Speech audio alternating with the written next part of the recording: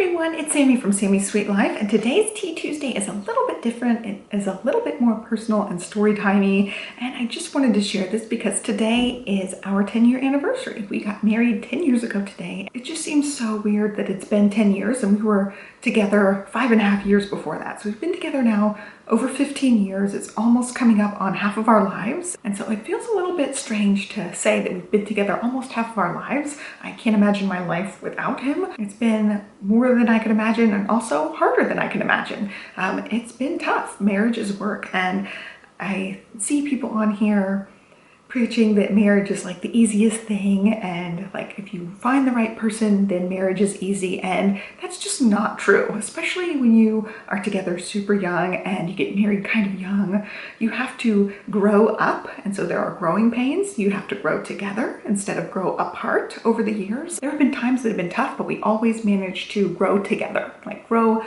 stronger, grow more together, and it's been amazing. It's just really shocking that it's been 10 years. So I wasn't really thinking about this much. I have a couple of stories to put in with this video, and you'll see by the title, 10 things I learned in 10 years of marriage. So I've got a list of 10 things here. Maybe some of them will help you, give you some food for thought. Maybe you'll think they're complete garbage. Who knows? I have the list of 10 things, and I want to do a couple of story times throughout this. So for the first story time, I have in the back of my mind that our 10-year anniversary was coming up. It's just not something that we make a huge deal about as far as anniversaries.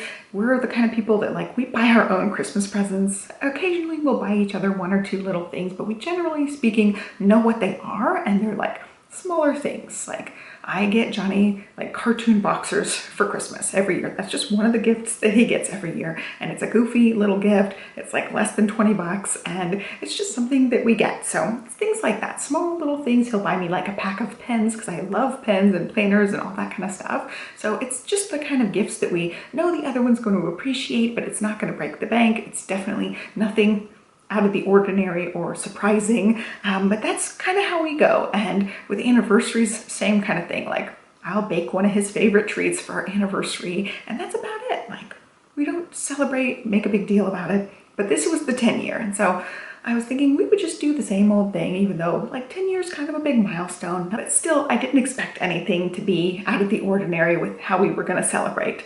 We're kind of low-key, if you could tell. It's like all the gift giving and stuff's pretty low-key. And so at Christmas time, one day we were all in the living room. Olivia was on Christmas break, or we were done with virtual school. I don't even know how early in the month of December this was, but all of a sudden Johnny just booked it out of the room, completely out of the room. He went to the front door, and I was like, what the heck? What the heck just happened? I don't know what's going on. And he has a box or some packet behind him, and he's like, I just got something. And he went to our master bedroom and our closet, and he was gone for 15 minutes. And I was like, okay, what the heck's going on? And he said, I got you a little surprise for Christmas. And I'm like, oh, he got me an actual surprise. I was kind of surprised at the fact that he went and got a surprise, because usually it's we kind of know what each other got if we got something. And he was made a big deal about running to the door trying to hide this from me. And so I didn't think much of it at the time, other than ooh, that's exciting. And then over the next couple of weeks, he would mention this, well, I picked something out for you, but don't get too excited. Don't get your hopes up. I tried my best. And he's trying to downplay it hugely, hugely downplay it. And I was like, wow, I'm kind of concerned about what he got. I'm I hope he didn't spend a lot of money. I hope that I like it, because he's making it sound like I'm not gonna like it. And I'm like, oh no, did he pick out a shirt for me that's really weird and funky? I don't know if he knows my clothing sizes or anything. And so I was pretty concerned by the time Christmas rolled around. And then Christmas morning, the kids are going crazy. Olivia's unwrapping everybody's presents, and we get to the end and the kids are playing. Stella's ripping up paper and everything's good. And John disappears for a second and comes back with this I don't know, package this big. I have to back up a second. He told me not to look in this bag. It's this big baby shower bag we got. Somebody gave us a gift when we had Stella, and it was in this big giant baby shower bag. And he said, don't look in that bag. He's like, your gift is in there. And of course I didn't look. I never looked or anything. And he said it was in there, and secretly he had hid it somewhere else. And I'm thinking it's kind of a big thing, because he's hiding this big box behind his back when it first came in, and then he put it in the biggest bag that we had. And I never touched it or lifted it. It's just up in the top of our closet. And so he told me it was that. And then when he came out with the gift on Christmas Day after everybody had opened everything, it was like this big. It's like wadded up wrapping paper, like wrapped with a bunch of tape. And so it looks terrible. He does that. He wraps things. Sometimes he'll wrap them in duct tape just to be weird and silly. So he brought out this like wad of Christmas paper, and I'm like unwrapping it, unwrapping it, and unwrapping it. And finally I get to this cute little tiny red box, and it was tiny. Just, you know, the tiny kind of box where you're like, oh, this might be a really good gift. I go, oh no, you paid way too much for this. I can tell because it's in a tiny little box. And I go and open it, and it's this. And I couldn't believe it. He totally shocked me. And he said he tried to reroute it to go to FedEx so he could go pick it up because he didn't even want me to know that it existed at all. He didn't want me to know that he had picked out anything. And so he had me open it on Christmas, and he said, this is for Christmas, but it's mostly for our anniversary. He's like, I wanted you to open it now because it's kind of covering both. Like, it's a little bit fancy, way fancier than anything I've ever gotten. Like our rings are not that fancy. They're not that expensive because we were young. I'm getting like chills thinking about it, but it totally shocked me. Like, he had downplayed it on purpose. And then when I opened it, I was completely shocked. And he knows I really like dainty jewelry, and it's dainty but still like really shiny and blingy, and I could not believe it. I couldn't believe it. He totally hit it out of the park, and it totally threw me for a loop. I was like, I wasn't even planning on getting you anything for anything for our anniversary, and this was totally better than the boxers that I get him. But it's things like that, like after all these years, he still can surprise me. He still can do something totally out of the ordinary, change things up, totally surprise me. And he totally got me this time. It's so beautiful. I've been wearing it in my videos since getting it. I wear it every day. He thought I would just like wear it for special occasions. It's like, you don't know me at all. I'm gonna get my money's worth out of this. So I wear it now all the time. I just love it so much, and it means so much to me that he totally went out of his way, and he researched where to get it from. He researched like various companies and stuff and found one that he really liked, and there it is. So I can tell like in the picture my shirts are always like so crooked, not lined up together, but there it is. And that's the story of how he completely shocked me 10 years down the road, 10 years of marriage. And today's our actual legit anniversary as of filming this. We got married on 1/11/11, so it's 5 months, and we did that intentionally. But yeah, marriage isn't always rainbows and sunshine, especially like having 2 kids. The year after having each kid is tough, really tough, because you're not getting your own needs met. You're not having couple time. You're just basically exhausted and taking care of the baby, and the second time around taking care of the baby and the other kid. And so it's a lot of work, and we're finally getting out of that stage, that baby fog stage, where we can actually spend time as a couple, and we have the energy and bandwidth to do such a thing. So that was my 10-year anniversary surprise. I had told him, gosh, it's been like years and years, I want to get an eternity band for our 15-year anniversary. And he thought about getting one, but he's like, I don't know your ring size. I don't know exactly what you want. So at the 15-year, you can go pick that out. Like, I'm not going to be involved in that at all. But he wanted to do something and totally surprise me. So he totally did. He nailed it. It's rose gold with a little bit of white gold. I just love it so much. I'm gonna wear it in all my videos now. So I want to dive into my list of 10 things that I learned over the course of the last 10 years of marriage. And we're still new at this. We're still growing. We're still learning. We're still figuring life out. So it's not like we have all the answers and we're fresh 10 years into it. But I feel like after 10 years, I know something.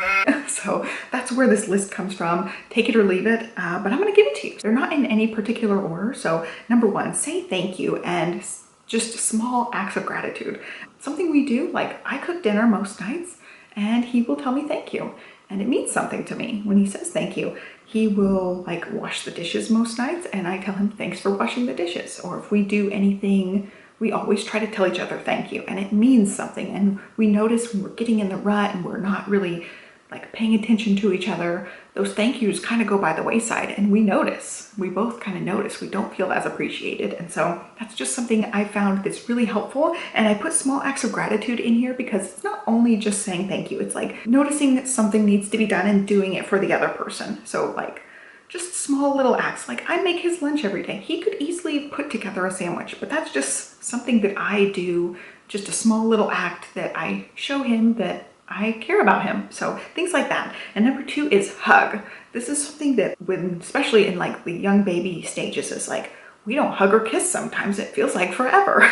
So I just put that on there, like some sort of affection is important, not just the down and dirty. I'm talking about just the everyday little affection, like a hug here, a kiss there. That kind of stuff matters. And that's something that easily can be like forgotten about. And then 3 is date night. And this does not have to be expensive. You don't have to hire a babysitter for this. It can be after the kids go to bed. You just sit down on the couch, have a snack together or a drink together, or hot cocoa together and watch something on TV, or just sit and chat. We try to do date nights now every Saturday, and this wasn't the case when we had tinies. Just like the very first year, basically like the whole first year of each baby's life, we're in survival mode. We're not spending couple time at all. So this is a very new thing.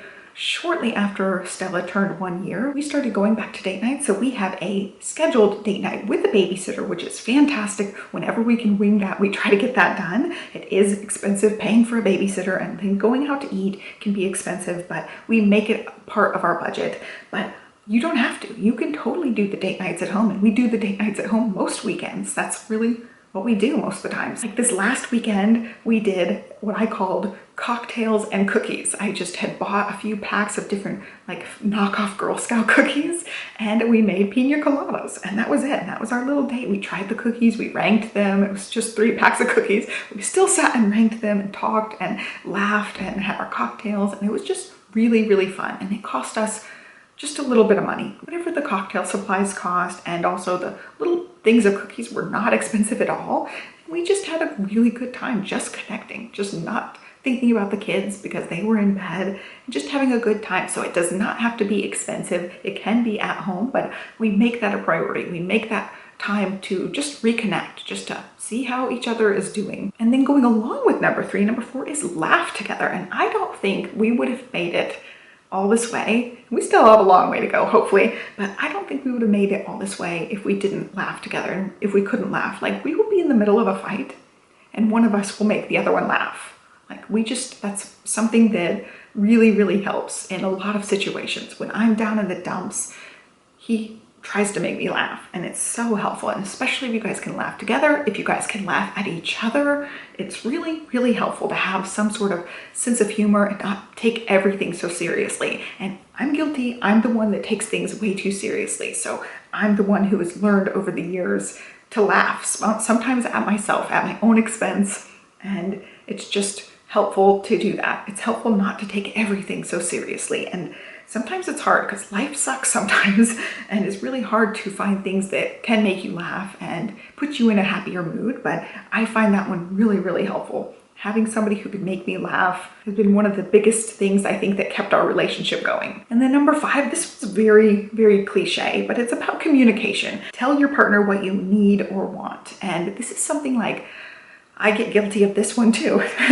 These are things I've learned personally in my own marriage. He can't read my mind. So if I need something or I want something, I have to let him know. Maybe they don't notice everything that you notice, and you have to just ask them. Or if you are missing something in your relationship, like you want more thank yous, that's something that you can talk to them about. You can't just expect people to know exactly what you want, even after 10 years. Like even now, there are times that we both have to communicate and say what we want, because things change over the years, and you just have to let the other one know what you need and what you want. And so number 6 is kind of a combined one. I said delegate tasks and also understand the baby years are extra rough. And I've already talked about this. Like our year right after we had Olivia, that was pretty tough. And then our year after having Stella was super duper tough because of the times we live in right now. So that added to it. And we also had moved at the same time, which also added to that year being tough. But it was really important for us to delegate tasks during that, because there isn't a whole lot of time to communicate. You just don't have the energy, and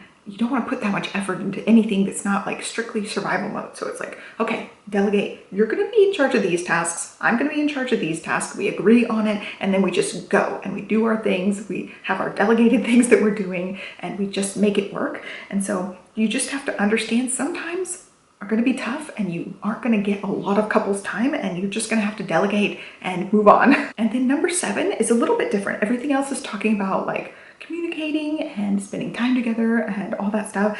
You also need time apart, and I think that's really crucial. In these times, sometimes time apart is me just coming in this room and scrapbooking while he's in the living room on his computer or something, or it's him going into the bedroom and making a phone call to talk to his parents while I'm sitting in the living room watching TV or something. It's just, even though we're in the same house, we go in separate spaces and have separate time apart, and it's definitely helpful, especially this last year when we're basically just home 24/7. We have really had to find those time apart moments. You need some just you time. It can't always be just couples time, even though everything up until this point on my list is basically couple stuff. And then for number 8, this is only relevant if you are a parent. It says, let them parent how they do. And this one has been really hard for me because I am very type A. I'm very controlling. I want things done a certain way, and he just doesn't do them the same way. Like him packing a school lunch, totally different from me packing a school lunch, and I just have to let him do it and not jump in, not jump down his throat, because that's just my natural tendency to be like, oh, you're not doing this exactly how I want it done.